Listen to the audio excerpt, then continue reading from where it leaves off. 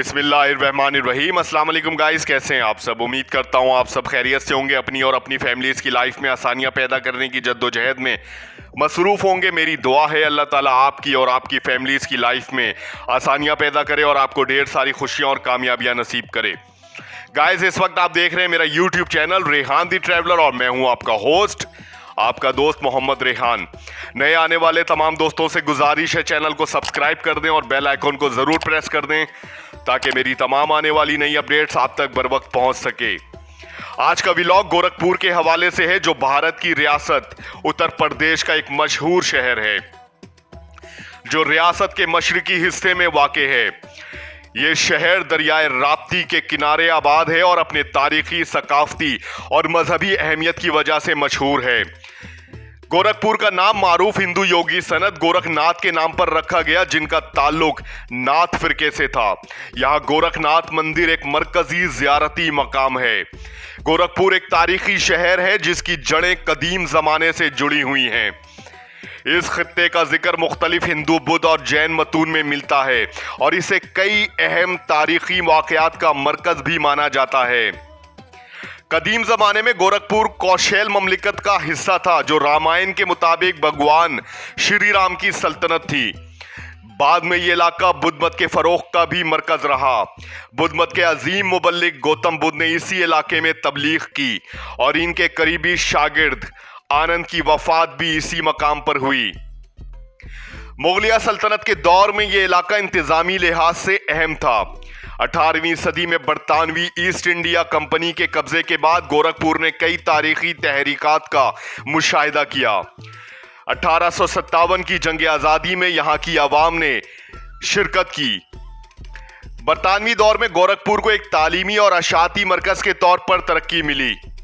1923 में यहाँ गीता प्रेस कायम हुई, जो आज दुनिया की सबसे बड़ी हिंदू मजहबी किताबों की अशात करने वाली प्रेस है।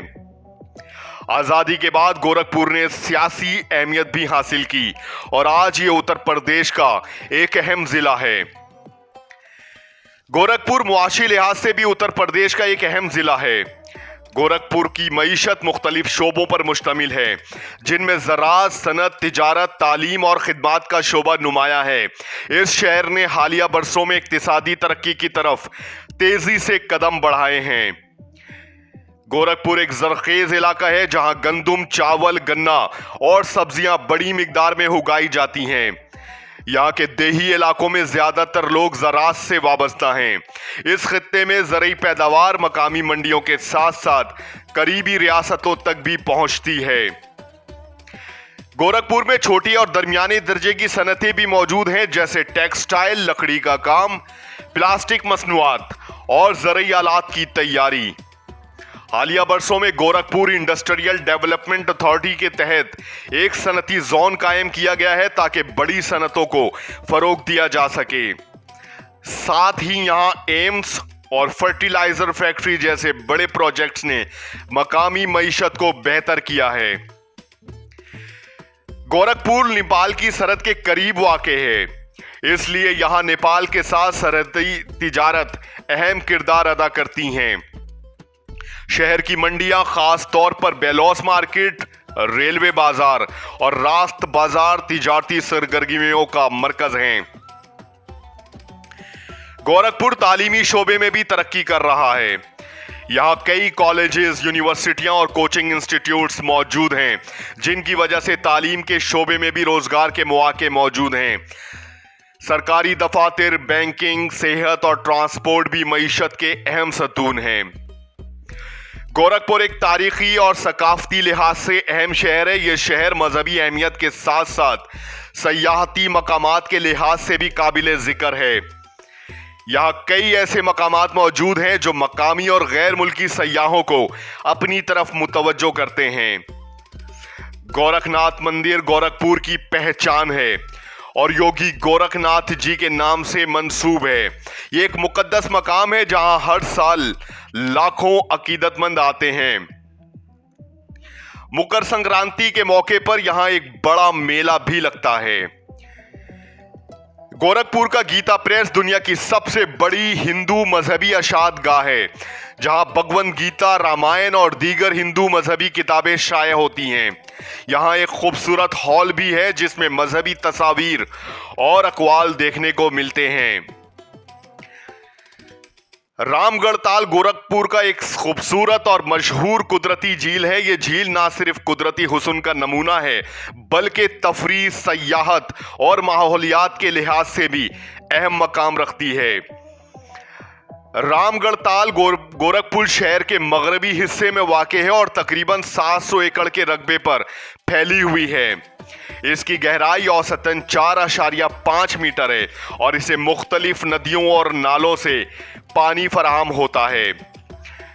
हालिया बरसों में उत्तर प्रदेश हुकूमत और मकामी बल्दिया ने इस झील को सयाहती मरकज में तब्दील करने के लिए बड़े पैमाने पर तरक्याती काम किए हैं, जैसे खूबसूरत वॉकवे, साइकिल ट्रैक, बोटिंग की सहूलत, रामगढ़ लेक फ्रंट जहां रोशनी, मौसीकी और फव्वारों के शो पेश किए जाते हैं। बच्चों के लिए पार्क, बैठने की मकामात और खाने पीने के स्टॉल्स भी शामिल हैं। रामगढ़ ताल मुख्तलिफ अक़साम के परिंदों, मछलियों और हाबी हयात का मरकज भी है। सर्दियों में यहाँ मेहमान परिंदे आते हैं, जिसकी वजह से ये परिंदों के शौकीन अफराद के लिए भी एक बेहतरीन जगह है। गोरखपुर में वाक़े वीर बहादुर सिंह प्लानिटेरियम एक अहम साइंसी मरकज है जो फल्कियात और खला के बारे में आगाही फराहम करता है।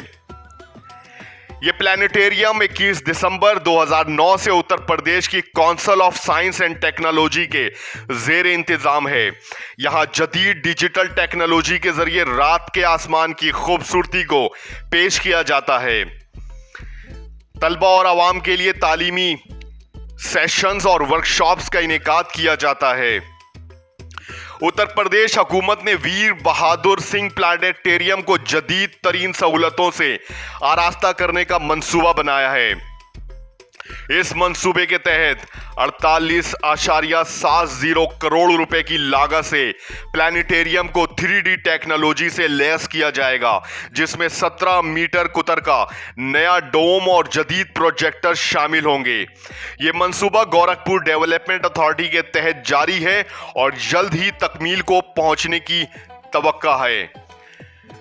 अगर आप खलकियात या साइंसी तालीम में दिलचस्पी रखते हैं तो वीर बहादुर सिंह प्लानिटेरियम एक बेहतरीन मकाम है, जहां आप ना सिर्फ सीख सकते हैं बल्कि खला की खूबसूरती का मुशाहिदा भी कर सकते हैं। कुशबी फॉरेस्ट गोरखपुर में वाक़े एक सरसब्ज वादी है जो कुदरती हुस्न, तफरीही सहूलतों और मजहबी अहमियत के लिए मशहूर है। कुशबी फॉरेस्ट कुशीनगर रोड पर जंगल रामगढ़ के इलाके में वाक़े है। यह गोरखपुर रेलवे स्टेशन से तकरीबन 9 किलोमीटर और नावला रेलवे स्टेशन से तकरीबन 2.5 किलोमीटर के फासले पर वाक़े है। यह जंगल साल और सेक्विया दरख्तों से भरा हुआ है, जहां बंदर, हिरन, लोमड़ी और दीगर जंगली हयात पाए जाते हैं। यहाँ का माहौल ठंडा और खुशगवार रहता है, जो कुदरती मनाजिर के शौकीन अफराद के लिए मिसाली है। जंगल के शुमाली हिस्से में एक मंदिर भी वाक़े है जिसे बुधिया माई मंदिर कहते हैं। आज का व्लॉग गोरखपुर के हवाले से उम्मीद करता हूं आपको पसंद आया होगा। चैनल को सब्सक्राइब कर दें, बेल आइकन को जरूर प्रेस कर दें, लाइक करें, कमेंट्स करें, शेयर करें और मुझे दें इजाजत। अगले व्लॉग तक के लिए मिलते हैं अगले व्लॉग में, तब तक के लिए अल्लाह हाफिज।